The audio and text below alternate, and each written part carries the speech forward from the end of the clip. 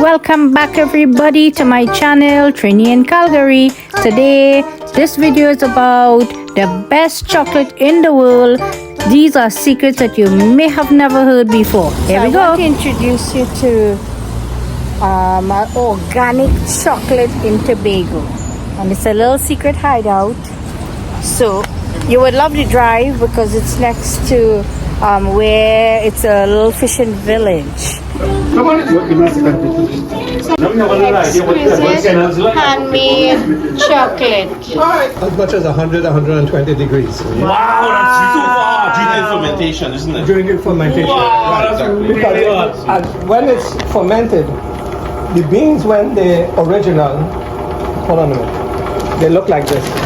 From the tree. When it comes out of the pot like And then that. it gets on stage. That's white coating. Fried, Yeah. and then you roast It's sweet, it. okay. So during the Nibs. fermentation Nibs. process, you Yeah. also gives the juice. Yeah. Okay. They put it in, So besides the besides the sugar cereal smell, the and alcohol, drinks. Yeah. we create a sort of a Well, it's vinegar. 100% Yeah. cocoa. So because we used to sell our beans internationally, the farmers, after they dry the beans, will gather them up in piles, and they will sprinkle moisture, and then they will sprinkle oil on them.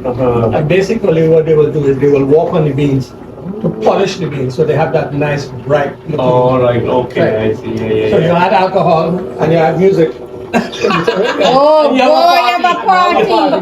That's why it's called dancing. And with cocoa. Of course, when they were dancing, they would sing. They had songs that they sang, and they had music and Right, right. So that's what dancing with cocoa. And what dancing with cocoa do will polish the beans, so they get a nice bright sheen on it. Sheen on it, yeah. Vinegar and alcohol smell. They will roast the beans. Oh, okay. Roasting, what roasting also, well, like in any cooking process, it brings out the flavor in the beans. Right. But roasting allows you to be able to crack the beans. Now, when you say roasting, similar to process as coffee? That's like coffee. Okay. And then the process from this stage to this stage, give me a time frame. It depends. Okay, they used to do it in a coal pot. So it will take anything up top. It depends on the amount you're doing. I have a coffee roaster right there.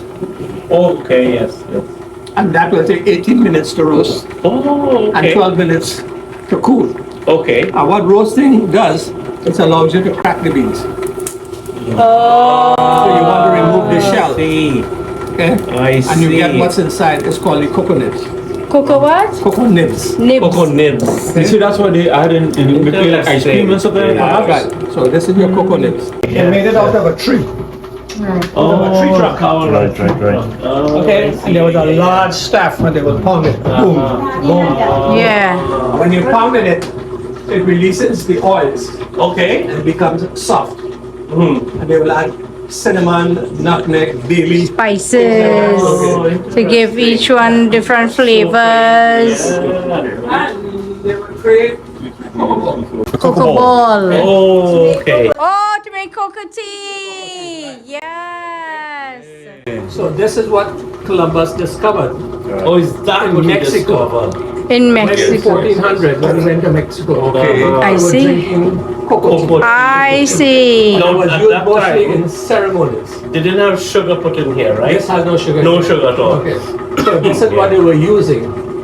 And when Europe tasted this, Yeah. they were totally fascinated by it. Yeah. Okay?